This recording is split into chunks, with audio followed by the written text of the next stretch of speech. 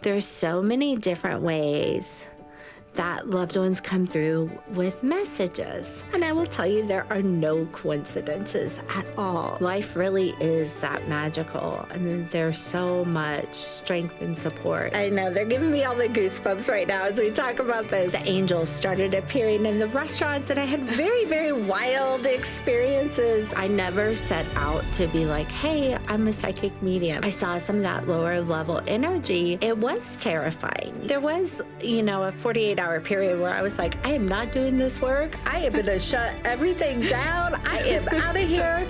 Like, angels, what are you thinking? Like, no, I don't want to see any of this. Welcome back to Empath Awaken. We're here in Denver, Colorado with Heather McCormick Rimey. And this is our first podcast in the last year, and I'm so grateful that's with you.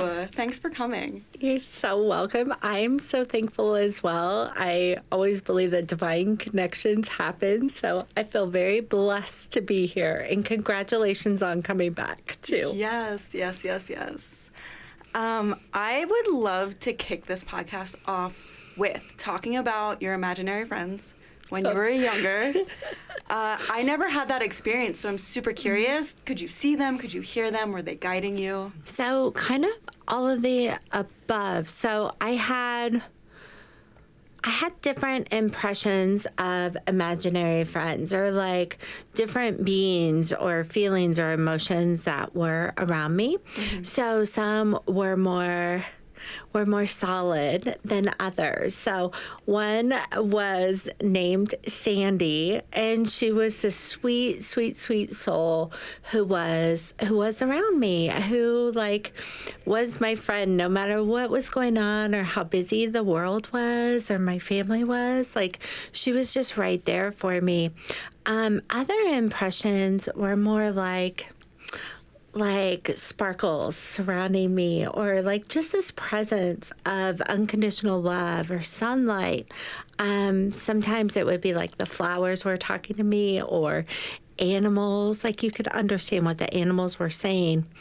Sometimes they were also almost like imaginary animals that were there, like a Pegasus or a unicorn, or these really beautiful beings that were there, just to show that love and support. So that's kind of, I guess I had more imaginary friends than I thought I did. But yeah, they were always there and showing up. So, and when you were a child, did you have anything like that, or like a feeling or an emotion that would show up? My childhood was kind of, from what I can remember right now, was kind of the opposite of watching a lot of scary stuff and Buffy the Vampire Slayer and having nightmares every single night.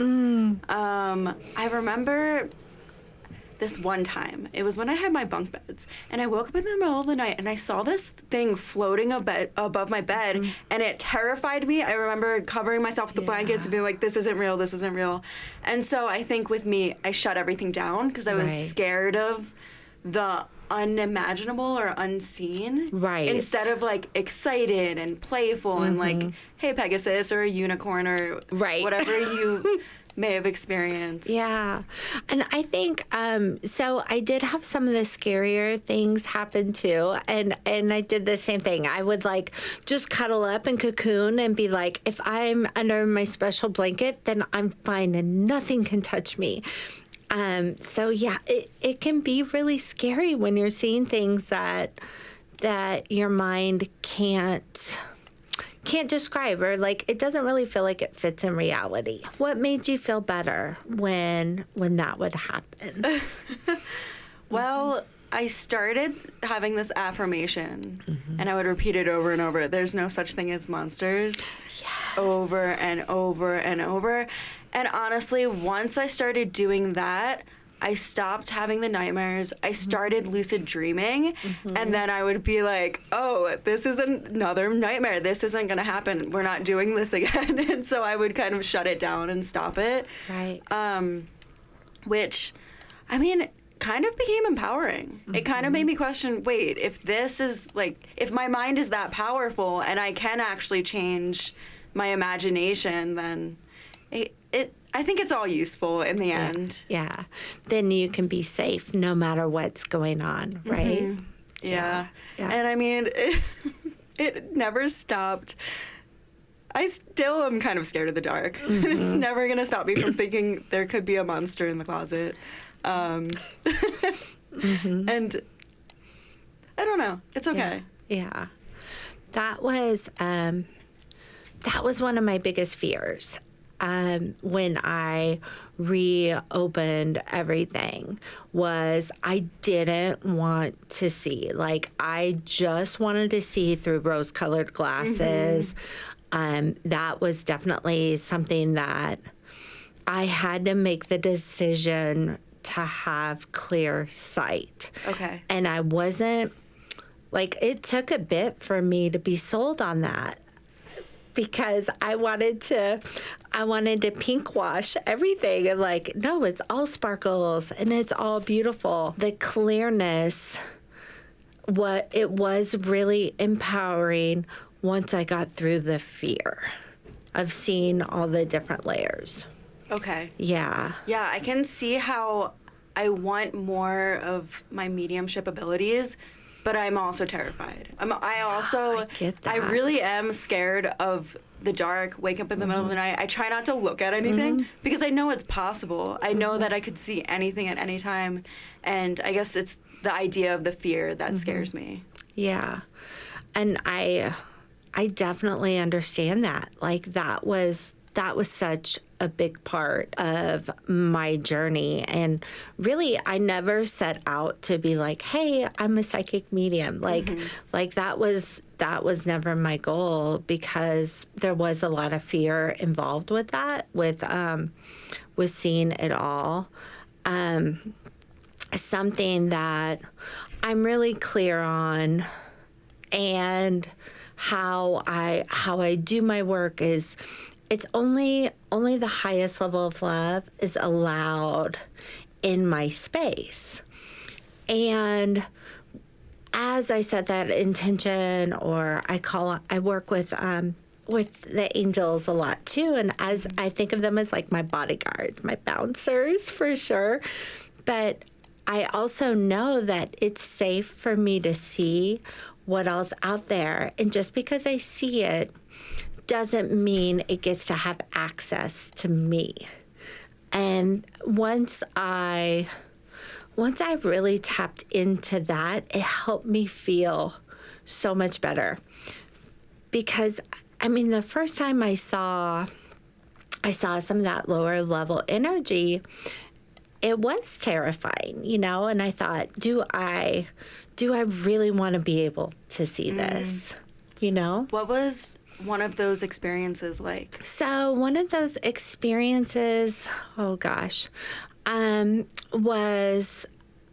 someone who was doing the work, right? So it was a group that I was involved with. I had an amazing mentor who really helped me step forward and feel confident that it was safe for me to do this work. There was this like lower level energy that got curious about me, and I just saw it on the perimeter of my vision.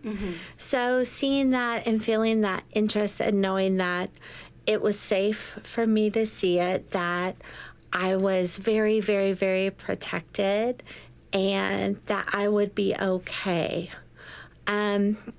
There is all different levels of energy throughout the world. Like, it's just like with people, right? There's all these different personalities, all these different vibrations, and just knowing that you get to decide what gets to have access to you.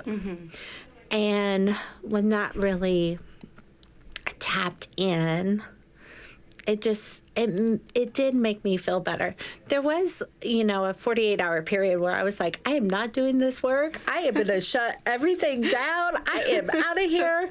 Like, angels, what are you thinking? Like, no, I don't want to see any of this. But then there was another experience where, say, somebody I cared a lot about wasn't feeling good. And understanding that there was lower level energy that was involved, and really having that empowering moment of, I can help them release this and clear that, and then having them feel so much better too. And so they let you do that? Yes. Okay. Yeah. Yeah, that is really beautiful and powerful. I am having these experiences where I notice I'm an Uber driver, so I meet a lot of people. You meet so many people. And it's really interesting and fascinating. I am super curious about the different energies, and I'm noticing this one, which it's not very common, but I can feel it. I don't really see things, and maybe I know that's part of my fear, but I can feel it. It almost feels like this hurricane-like energy, and I am honestly really curious about it, but I'm also learning to not get sucked up in it. Right. Because it really starts to become like, it feels like me, and then my thoughts start to create experiences and feelings and like I am affirmations when I get caught up in the cyclone of someone else's energy, and I'm starting to get really curious of like, is that them? Is that something they're creating? Is that an emotion? Is that something else? Maybe there is something else that's kind of feeding off of it. It's really interesting. It's fascinating as you experience that, and like however you experience it is perfect for you. So just know that too, like whether it's feeling, whether it's seeing, whether it's hearing, and know too that as you dive more and more into that, or you're just aware of it, like you being aware of that, it opens it up more and more and more.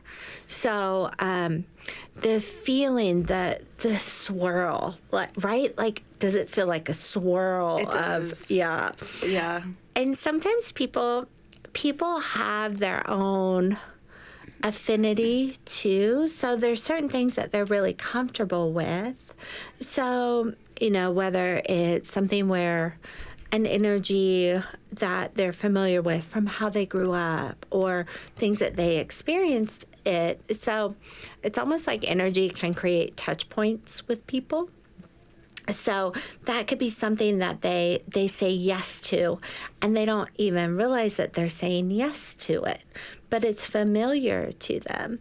It can be outside forces, also interacting. It can be things that they maybe just aren't consciously choosing, but they are still making that choice. So I really feel that people, as they gain more understanding as to the energies, the vibrations, these different frequencies that are around them, they're able to feel more empowered and like, you know what, this right here, this moment, it doesn't feel good, so I'm going to choose again. I'm going to choose something a little bit different.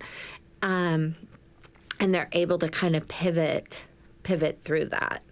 So emotions are some of the biggest things, right? So they can create that spiral. They can help feed into that spiral. And it's not that you ever want to just ignore the emotions, but it's having the power to move through it, to like, there are moments where you're going to be as angry as you've ever been, and that's okay. Like, and feel it throughout your whole body, but know that you don't have to stay there too. Absolutely. Yeah. You are, 'cause you're such a strong empath, and that's just one facet as to all the skills that are there. So yeah, it's at times, I know that for me, at times I felt like I don't want to say curse, but at times it did feel like a big burden as I worked through that too. So, and I do really believe that it becomes this massive superpower too. So like just on that journey. And it's absolutely a part of all the different psychic awareness and things that are coming through too. So. For sure. Yes. This past year, I have stepped away from the identity of I'm an empath because I kind of just, I want to be my own me.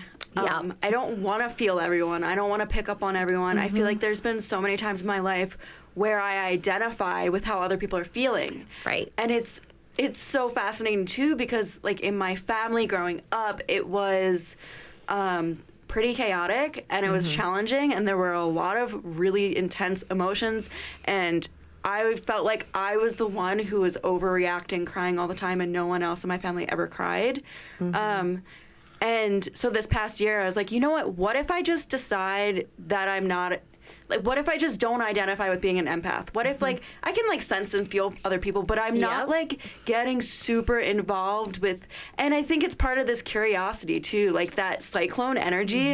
I am very curious, and I'm like, well, like, I wonder what it's like to be them. Like, I wonder, every time I get even a little bit involved with someone with cyclone energy, I'm like, you know what, I actually... And then it pushes me back the other way. I'm just going to be alone. I don't want to do this. You're like, peace. So I'm just trying to navigate. Yeah. Absolutely. I think everyone has their own variables or their own ways that insight and intuition comes through that it's not just like sitting and looking at this table, right? There's so many different layers of energy, and we all get to just be us no matter what. And I think that's incredibly empowering of, you can be aware of what's going on with other people, but you're living your life. Like, you chose to be here for a reason, so you get to navigate it in a way that's best for you. Yes. Yeah. Yes. And also, I was watching this video online the other day, and it was this guy talking about developing your psychic and mediumship abilities. And he was saying to just ask your spirit guides, what does it feel like to be an old lady? What does it feel like to get hung? What is it? When you're doing mediumship, you are going to experience all sorts of things. Ways all you can die. Yep. And I was like, wow, that's so powerful. That's really cool. That's really interesting.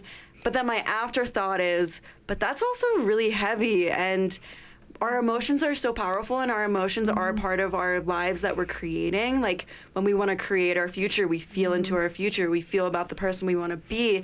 And so then I get kind of stuck with, do I really want to be a medium? Like, what am I creating with feeling all of these things? And I think it comes back to remembering who I am and getting so clear on me and my energy that I'm not becoming these other... Right. That energy doesn't take you over. Yes. Yeah. Yes, exactly. Yeah. And I'm sure that's a fear that comes up for a lot of people when they're like, do I really want to open this door? Right? I think it really depends on the individual. And I think just being aware of that and saying, okay, so this is how I'm going to experience it, or this is what I want to experience it. Like your angels, your guides, your loved ones, your mentors, your ascended masters, they're not going to throw you into the deep end and like just be like, yeah, sink or swim. It's that relationship and really creating space. So some things that I've experienced, and I always know that I can say yes or no, right? That's really important for me. I still have my autonomy. I'm still me. And I can say, okay, yes or no to this. Sometimes it's brief. Like, it could be like a shortness of breath, or it could be a heaviness in my body when they want to show me how they transitioned. And I can ask about that. Sometimes it's like the heaviness in the legs, or sometimes they'll just show me a scene too and show me the hospital room, or they'll show me different aspects of their life, like things that were important to them that they want to convey. But the most miraculous thing is that a lot of times they come in and they show me their energy. And like who they are and why they care so much about the person that is sitting in front of me, and really experiencing, feeling, seeing that level of love. Like it does bring tears to my eye, because it's really seeing that love, that connection, it never dies. So I think, well, when I think about it, them showing me how they transition, but then also really experiencing the love that they have, or the hope or the joy.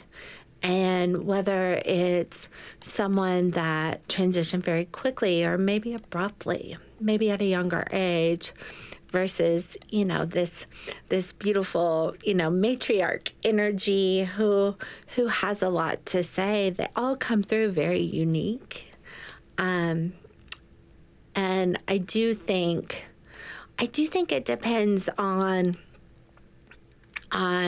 your own vibration, right? So getting really clear on, you get to be your vessel and you get to take care of yourself. So all the things that you have going in life, as you create this space, you're really setting that intention, just like what we did earlier of, we're going to create this beautiful space and open up to that. I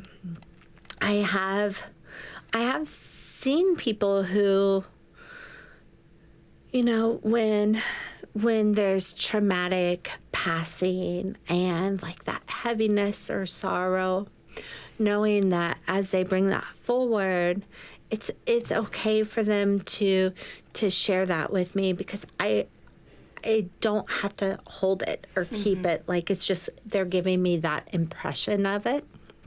And a lot of times they're really excited that they get to communicate to their loved one or to whoever's right there. So, yeah, a lot of times it's with just that love flowing around. Yeah. But, the heaviness can be there. So having your set space, or having your, this is what I do before a session, and this is what I do after a session, and to help you come back to you and know that it's like you are in the middle of your journey. You're able to be a channel for others, but it's so important that you get to live your life right here, right now too, because that's what all the spirit teams want anyway. They want their person that they're supporting to just live their big, beautiful life, how they want to live it. Yes. Yeah. Yes. Yeah. So powerful. Yeah. So a few weeks ago, you gave me a reading. I did. And before the reading, I was imagining moving back to San Diego, and I was thinking, wow, it would be really cool to live in a casita.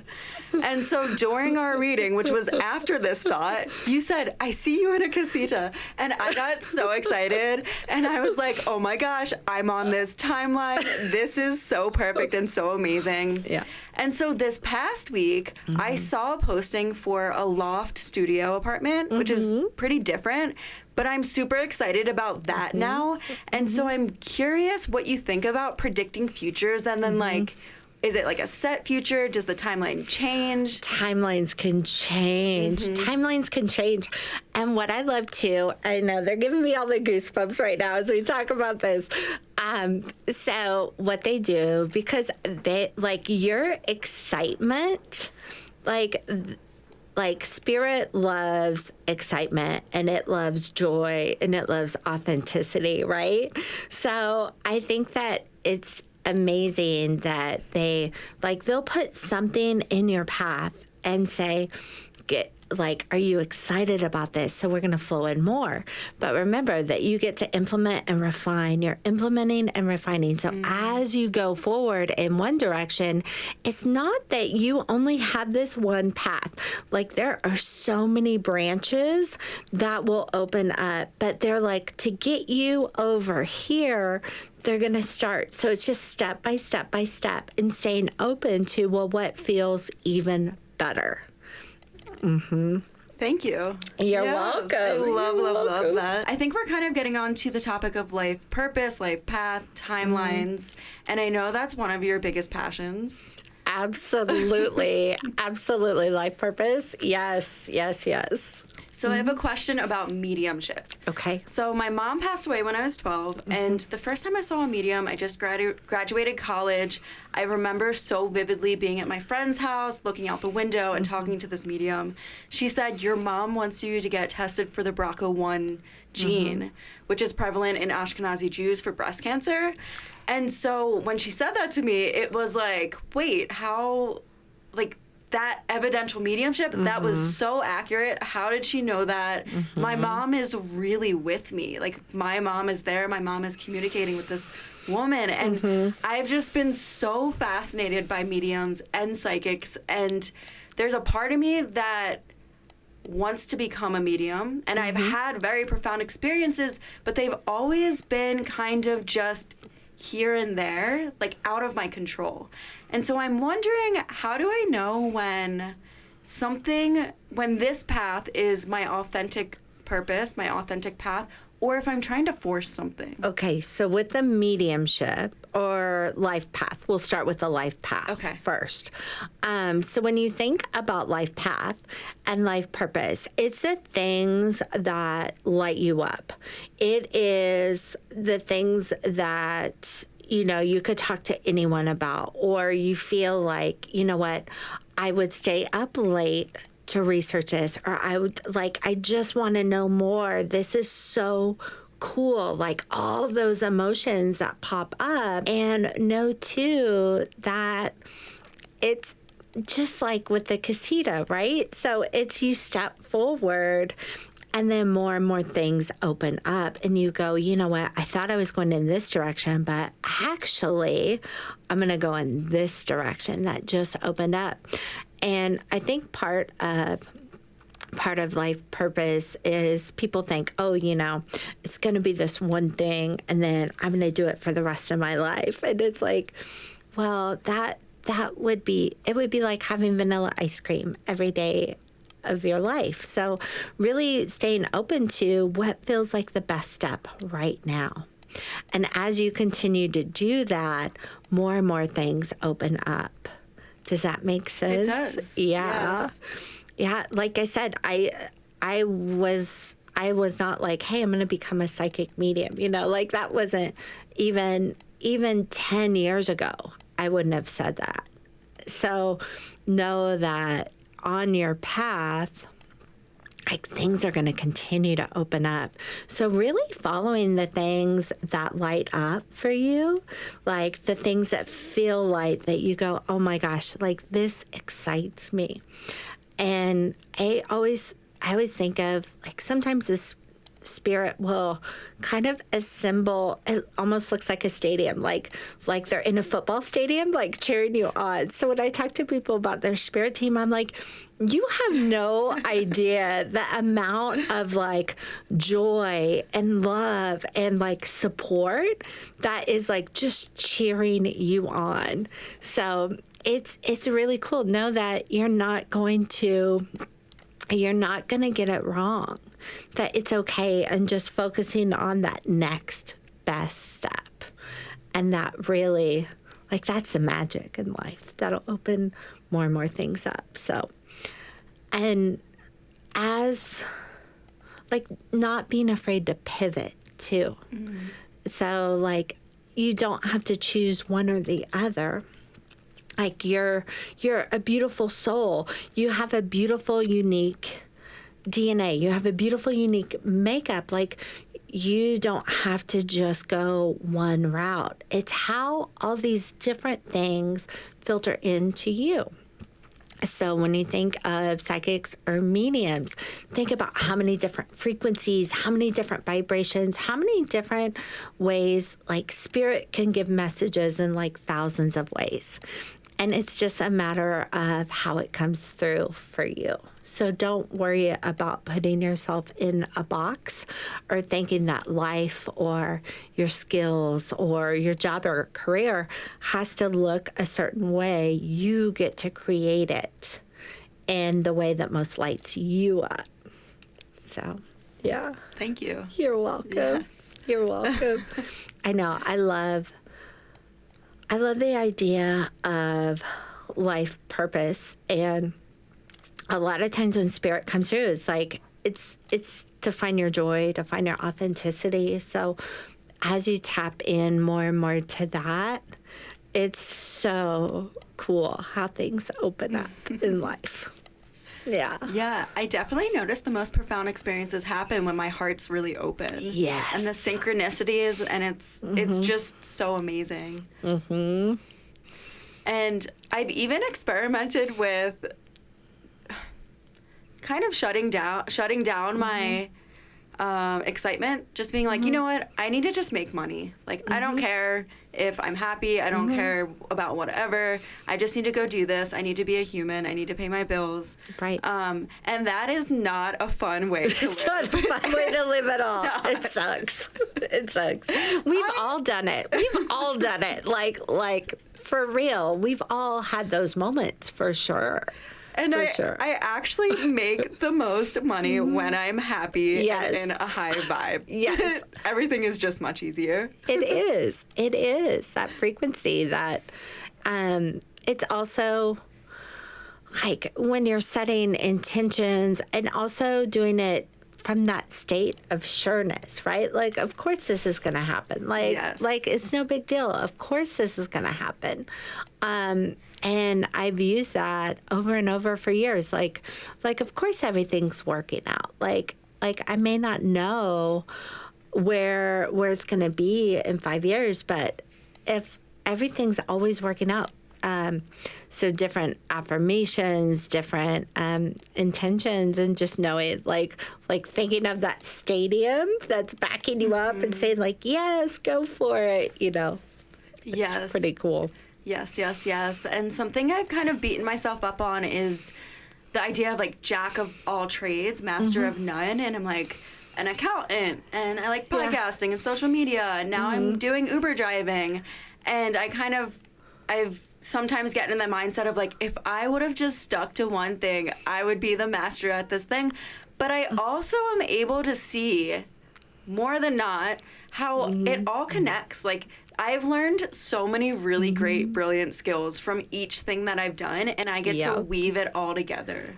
Right. And that's part of the tapestry of who you are. Like, it's your unique blueprint as to what you bring into the world, which, I mean, every soul is really a gift. It's just a matter of how you want to show up as that gift to the world. But I know that quote, and I think there's a second part to it too, because I know I went through a stage too where I was really hard on myself and thought, wow, you know, if I would have just stayed in this one situation, or if I would have just focused on that. But I'm like, heck no, you know, I can be all of these different things because it's my life. I get to decide. And as you're showing up as your true self, know that people just get magnetized to you. Like light always attracts light. So yeah, it's really cool. I'm very happy that you did not decide to just go down one path. Me too. Yeah. It's like the whole vanilla ice cream thing again, which I do love vanilla ice cream, but I also love like a little bit of caramel, a little bit of chocolate, like sprinkles, like, you know, all the differences that come through. Yeah, I feel within myself that I didn't come here to just do one thing. No. There's no way. There's no way. There's no way. You have big energy. No, you did not. You did not. Like, and you're only getting started, too. Like, who knows? Who knows what amazing things you're going to go through and be and do and what adventures you're going to have. Mm-hmm. So really seeing those vistas as being open. Absolutely. Yeah. I'd love to talk about your life path a bit. Like, I think you So said you wild. worked in restaurants. Yes. Corporate. And Yeah. you made it to leadership, and that kind of turned you on to life purpose and psychic and medium. But what was the beginning of your path like? So the beginning of, you want to talk about spiritual path or just life in general? Life in general. So I came from a bit of chaos as well. Okay. So really, I was always interested in, what if I don't have to be a victim to these circumstances, right? What if I actually can have a say in what my life could be? And that was, by the time I was like late teens, early 20s, I thought, I started tapping into that of like, what if life doesn't just happen to me? And I started to get really curious about intentions and what if I feel good? Like what if I treat myself well? Like I don't have to just be impacted by how others treat me. I can treat myself well and I can expect good things. And I really focused on that throughout, like from the time I was 16 on, I had always been involved in restaurants. So it was a place where people celebrated. So my father was a doctor. He was an MD, and I think I got a lot of my abilities from him, actually. He was incredibly intuitive and knew things that you just wouldn't know. But I don't think he ever publicly said that. So if I'm kind of outing him, but that's okay. He was kind of a rock. He was a safety net for me for sure. But I had helped him in his office, and I was around a lot of people who were sick, and I was really sensitive to energy and like just knowing things, but not understanding how I knew things. And I didn't want that at that point. So I started in being a host at this little Mexican restaurant. I grew up in a small town in the Midwest. So I was a host, and I thought, wow, everyone's really happy when they come in, and I like this. And that's how I got started in restaurants years ago. And I kept on doing it, and I kept on just showing up, and that grew and grew and grew. So I was a first GM for a fine dining steakhouse group nationwide. That was a female. So that was pretty groundbreaking. And I just kept on being me no matter what. So I got very passionate with women in leadership and helping them find their true voice, because I had all these people telling me, oh, you're nice, but you can't be too nice. Oh, you have to be strict, but you can't be too strict. And I'm like, none of this is my voice. And in leadership, you have to have your unique voice that's true for you. So I loved helping people grow and find their voice. And everyone's a leader in some way, whether you're leading yourself, your family, a group, like different social interactions, everyone being comfortable in their own skin and sharing their voice, that is part of leadership. So I loved helping people find that. And throughout that whole tenure, I always had this belief in something greater, like this force of love that was around me. And as it got louder and louder, so I had shut it down. when I was a teenager, but it never really goes away. I mean, I'm sure you've experienced that where it's always going to be there. They would run energy through me when I needed to be aware of something, right? So if somebody said something or if I experienced something that I needed to pay attention to, it would be all the goosebumps, all the feelings in my body. And they still do that to this day. But knowing that the signals and the signs kept on getting louder and louder and louder, or it would be more intense. And as I said, okay, I'm ready for more. And when I did that, I had started a breathwork practice. I'd started a meditation practice. I was a very high functioning achiever and I was also a giver. So I was giving out all my energy. I wasn't focused on really replenishing my energy or creating space for myself, because the busier I was, the less I would have to deal with my own stress. Mm-hmm. Yep.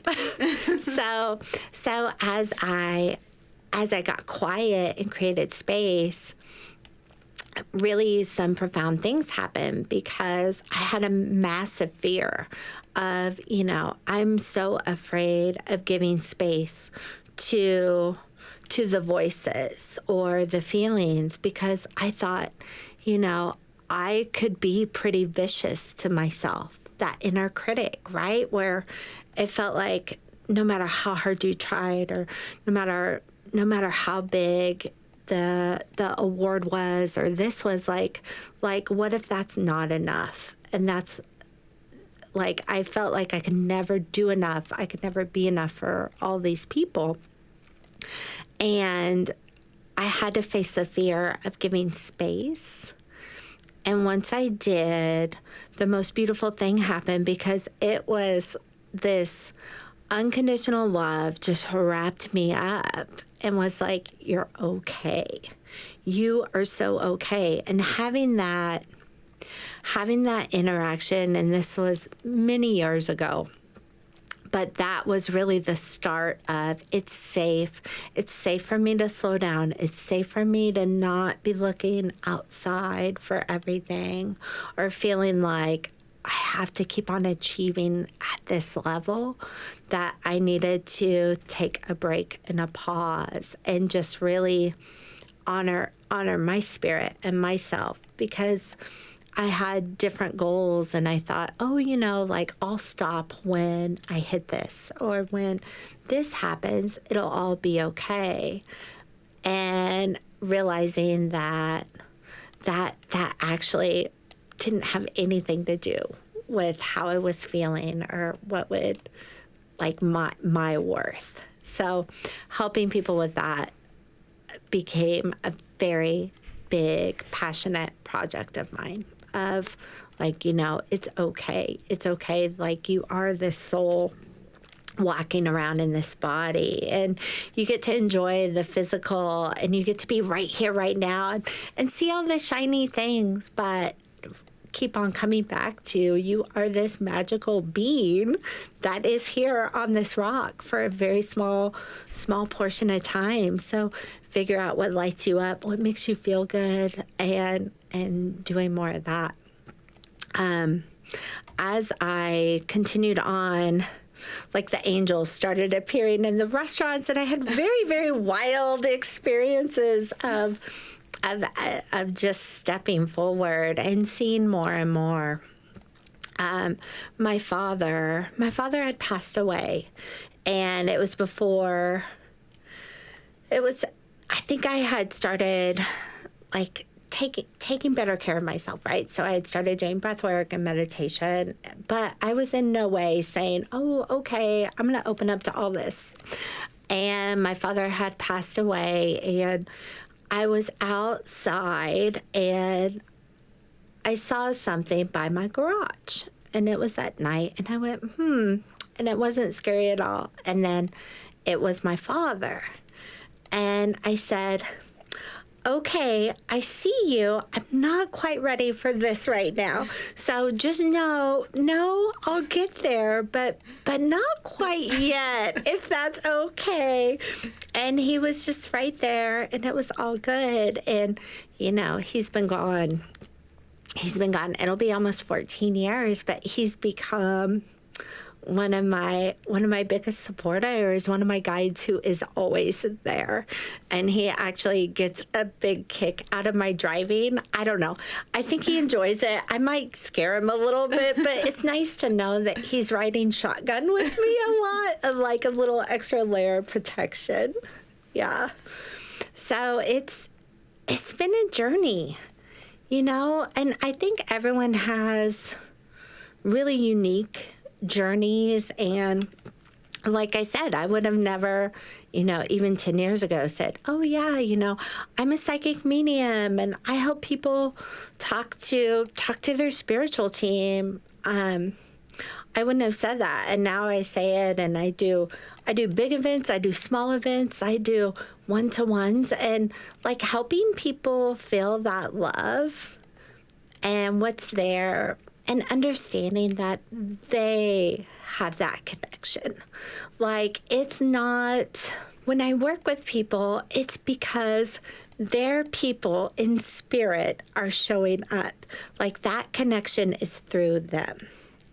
It's not like I have a Rolodex of like 1 million people who follow me around. It's because of the individual has that connection already. So helping them realize that is really beautiful. Yes, that's so powerful. Yeah. So powerful. And you mentioned at one point in your story, there's this driving energy of not wanting to slow down because you don't want to look at your own energy, your own voices in your head. And then you're constantly like setting these goals. Like, once I get to this goal, Busy. I'm going to be so happy. Right. And I see this, it's such a common thing within humans. Yeah. And it also seems like it's one of those things that you have to learn for yourself. You can't learn that from anyone else, no matter how much they tell you. No matter how much. Like, everyone is absolutely on their own journey. Like, and you can't, like, yeah, you can hold space for people. Like, people absolutely held space for me. Yes. You know, and thank goodness they did, because they helped me open up to, oh, you mean that I could do that, or like that's okay, right? So I think it's key to have people in your corner who are like, yes, go for it, like both in the physical and in the spiritual, right? Yeah. It's like the hamster wheel. Like, when you're on the hamster wheel, you don't realize that you can get off, and that it'll be okay. Yeah. But it will. Yeah. Part of the journey. I noticed this thing in me that kind of doubts everything. Like, I've had a ridiculous amount of messages from my mother, like, ridiculous. And there's still a part of me that's like, well, like, is she with me? Is she with me right now? Like, oh my goodness. And I'm like, wanting to, like, can we talk more? Like, can I hear you? Can I see you? And I recently had this experience that I'm super grateful for. I was wearing this shirt at the gym, and it was Bigfoot and an alien. And this girl was like, oh, have you been to the Alamosa UFO watchtower? And I was like, no, what do you mean? What is that? Tell me about it. And so she's telling me about it. Right after we stopped talking, the next song that played was I Will Survive by Gloria Gaynor. Yeah. And, like, that is my mom's song. Like, I have decided that I hear that. Yep, goosebumps. Yep. Yeah, this is a real thing. Okay. It's real. So then it's so this real. song plays, and I'm like, okay, I probably need to go to this place. Yes. I look up this YouTube video. It's a documentary about the UFO watchtower in Alamosa, and I'm watching this video, and then there's this license plate there, and it's 272. And my mom was born on May 27th. It's like the number that I see all the freaking time. It's the number that I saw when I was on your way here. Kind of late, but actually right on time, 9:27. I'm like, okay, I need to chill because this is fine. Yes. And then another thing on top of the license plate, the guy was saying how the woman who started this place, the UFO Watchtower, her name is Jody, and my mom's name is Jody. And I'm like, I really have to go. You're going. You're absolutely going. And I love it when I think they know, my spirit team knows, my mom knows that I've seen 27 so many times. I need like at least 2 27s within 3 seconds of each other to be like, okay, I hear you.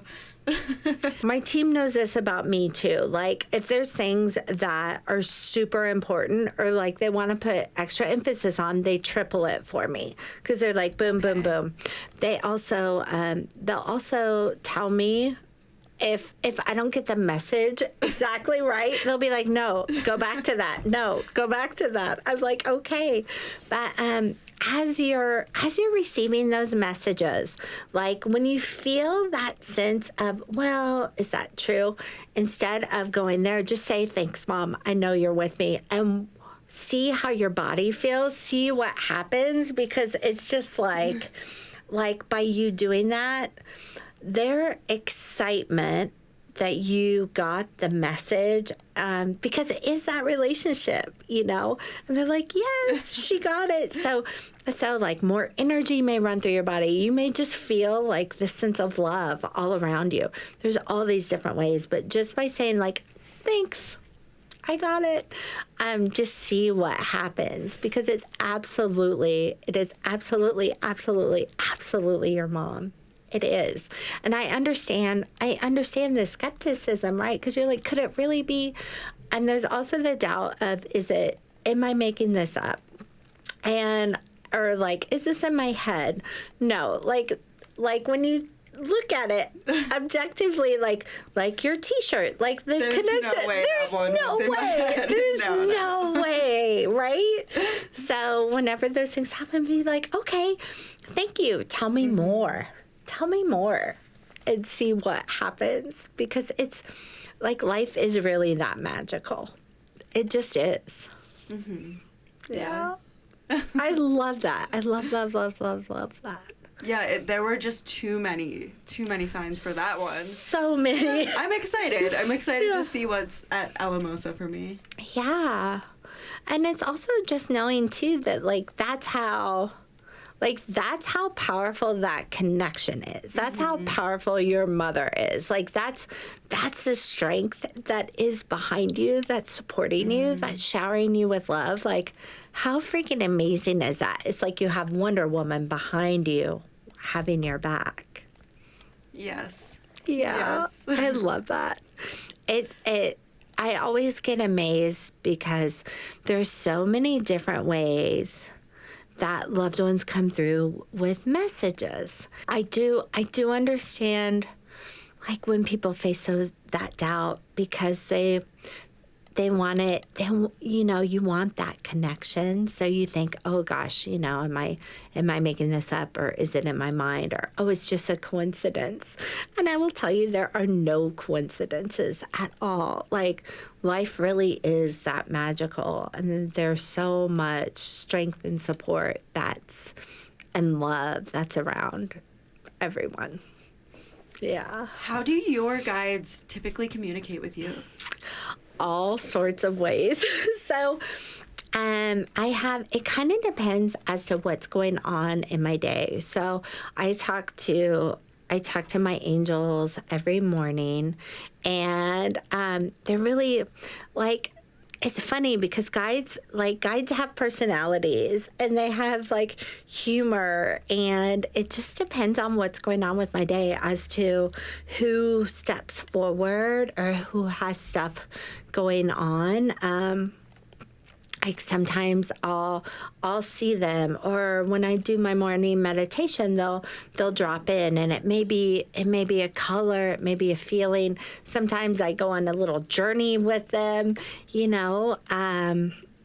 all sorts of ways. When I need to When I need to be paying extra close attention, something, a lot of times they will do a voice for me. So they'll say things, and it's like that clear audience will come through. And they'll do the triples, right? So it's like, did it. Like, you need to pay attention to this. Does that sound different than your own thoughts? Oh, yes. Okay. Yeah. And there's a different frequency to it. So when you think of, it's like when you're having those inner thoughts, it has a different vibration or a different frequency. And then when spirit guide comes through, or angels, or the divine, it's at a different frequency. Or a pitch or a tone is different. Yeah. Okay. Yeah. So, and you can always say, like, when you're experiencing that, say, is this me? Or is this a divine? And you should get an answer. Yeah. But it'll feel different in your body. There's just all sorts of different ways. So sometimes it'll look like a movie in front of me, like the scene can come through in all sorts of different ways. Like if I'm asking a question, say I'm driving, I'll see angel numbers on a license plate of like, you're on the right path. We got you. So sometimes, with loved ones, they may look like a film, basically, over, like an overlay. Do you remember those old overhead projectors that had the film? Yes. That's kind of what it looks like for me sometimes, too. Yeah. But I don't see, like, when I see the physical, I don't see them as solid as I see you or, like, this table. It's more of an overlay that's there. Okay. Yeah. Yeah. That's interesting. Yeah. I see a lot of numbers. I get the music, and a lot of times conversations that I have with people. Yes. Are very powerful, and I'm like, that was meant to happen. Yeah. Yeah, they work through people all the time. Like, you'll hear messages, like people deliver messages that are from spirit, and like they're just called to say something, or there's all sorts of ways. Pardon me, there's like thousands of ways that messages can come through. Yeah, and they come through in the way that we can receive them. Right, exactly, because everyone's so unique. Yeah. I have certain people will always see like little tiny white feathers, like little tiny down feathers, like no matter where they are, it's really wild. Other clients of mine will find like little coins in the most random places because their loved one collected coins and always had a coin jar. So like that's their like wink to her that, hey, I'm here, I got your back. And it's just really beautiful how certain things show up. I've had clients who get messages through clouds, like heart clouds will show up, like so random for her, from a loved one. And there's so many animals, like certain animals, certain songs, there's like spirit's gonna work with you however you can receive it. Exactly. So just keeping your eyes open and going, oh, okay, I see you. Thank you. I actually had this one experience a few days ago with an Uber rider, and he started asking me about myself, and he's like, why are you Uber driving? If you're an accountant, you're really smart. And then I started telling him about the podcast, and then I was like, I haven't done it in a year. And he was just so straightforward. A matter of fact, he's like, oh, I know why I'm here. Because you need to start doing your podcast. You need to talk about what you see and what you know be more confident in yourself. And I love when people are that just straightforward with me and do it. I believe in you. I see. He was literally staring at me. He's like, I see you. And that was powerful. And I was like, this is exactly what I needed. Yeah. Especially the confidence part. Like, I have a lot to be confident about, and I just need to be it. Yeah. Instead of doubting myself. Absolutely. And that's part of the journey, like it is that doubt of who am I to? Yep. That's a big one. That's such a big one. It's like the elephant in the room. Who am I to? And as you get more and more confident, like, who am I not to? Who am I not to? A lot of people get like activated by the word ego. And what's interesting about ego is that ego is also the part that will keep you small. And be like, oh no, you should hide. Oh, you shouldn't say that. And I like, a big part of my journey is shouting that out. Like, no, like, who are you not to? Who are you not to step forward? Who are you not to share your journey? Because if you're here and you want to help others, know that however you choose to do that will have the impact that your soul craves. And that's part of the beauty of you. So I'm here for this. I'm so excited for you. So when you were at that session, when we met, right? Yes. And it was really, it was fascinating because Rick started. So I partner with Rick for these events, and he goes first. But while he does it, I'm channeling and I'm writing messages, and I'm like, da-da-da, you know, like the guides just start going off, and I'm seeing things, and I'm like, oh, okay, I got to get this down on paper, because that helps me bring it into the physical. Right. So, and it also helps me because it'll come through fast. And I'm like, okay, I got to make sure I get this. Otherwise, they'll tell me to come back to it or whatever.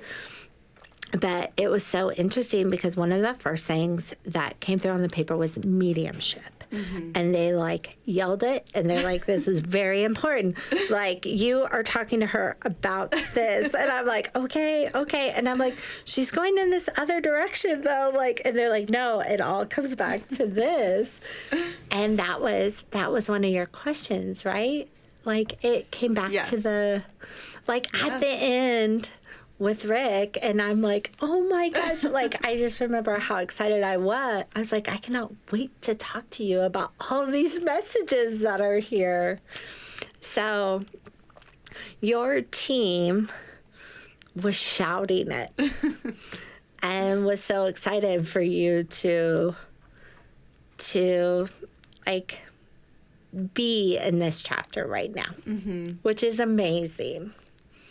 So I am very excited to be in this chapter. Good. I've actually been to Arthur Findlay College in England. I did a week-long trance mediumship course. I actually had this absolutely crazy experience in my bathtub one time, and I put it was like a tea bath. I put a bunch of plants in there and herbs, and I was just laying in there talking out loud about a situation that happened during the day that I was like, what the, like, you know, when you wake up, you're like, wait, what just happened? Like, I felt like I was manipulated. I don't like that situation. And so I was kind of talking about it out loud and tapping into my inner wisdom. And then the longer I did it, I was like, wait a second, this isn't me coming through. I feel like I'm channeling something else. Right. And so, like, that really cool experience, I was like, I have to go to England. I want to study trance mediumship. Right. But I see myself in this lack of patience of, like, I used to do table tipping. Are you familiar with table tipping? Yep, in San Diego? And, like, I'd sit there for 2 hours with these two amazing women, and I would get one message, like, oh, I taste chocolate milk. That's my message that I receive. And so I'm very impatient. I'm like, well, like, how long is this going to take? Can I even do this? Why can't I receive it? And that's probably what's keeping me from becoming a medium, from, like, allowing it's all the voices and the thoughts, right? What do you have to say about that? So I think with table tipping, or with any of the avenues that people use, right? Some things are going to feel correct for you. Others are not. You'll be like, no, I don't have, like, some things may feel bulky or like they take a long time. Okay. And others, like, just because that isn't for you doesn't mean that the whole thing of mediumship isn't for you. Does that make sense? Yeah. Because it's finding your channel. I need to explore more. Yeah. Okay. It's like, oh, okay, so messages come through for me really quick in this way.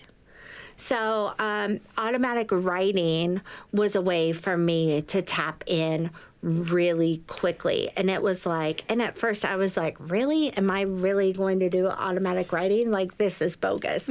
Like, these were all my inner thoughts back in the day. I'm like, this is full. My mind is just going to go.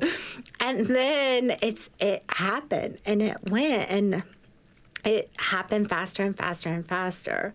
There's also this sense of like just allowing yourself to know that, like, it doesn't have to look a certain way. And even though one modality doesn't feel right, it doesn't mean that all modalities are off the table. When I started forward, a big part of my journey was, I'm gonna tap into energy healing, right?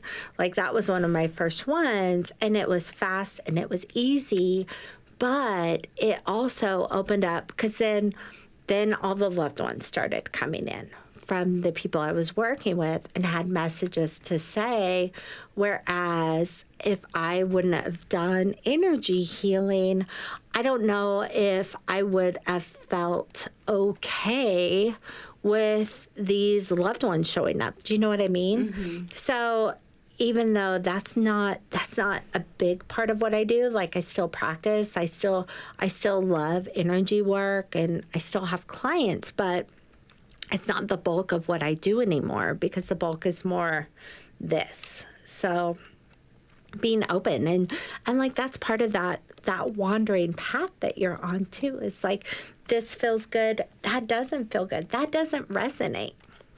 Does that make sense? It does. Yes. Yeah. Thank you so much. Yeah, you're welcome. Because it's like, you get to go on this wild adventure of discovery and be like, yes to this, no to this. Like you're in Harry Potter land and you're part of the Sorting Hat, right? Like, yes, and follow the excitement, like you were saying earlier. Absolutely. Wow. Because not everything in like spiritual business, it's not all for everyone. Like, there's so many different nuances, and like, just keep on following your own path. Thank you. You're welcome. And final question, if you could send one message to every person in this world, what would that message be? You have a unique light that you are here to share with the world. So really tap in and trust in that, and know that your team and spirit, like that massive stadium, is backing you up. So you get to decide how you want to live it, and know that it gets to be unique to you, just like your own unique connection with higher power. So trust in that. Beautiful. And sorry, one more question. Where can people find you? You can find me at whrhealing.com, and you can find me on Facebook, on Instagram, WHR Healing. And yeah, I'm so happy to be here. Thank you. Yeah, thank you.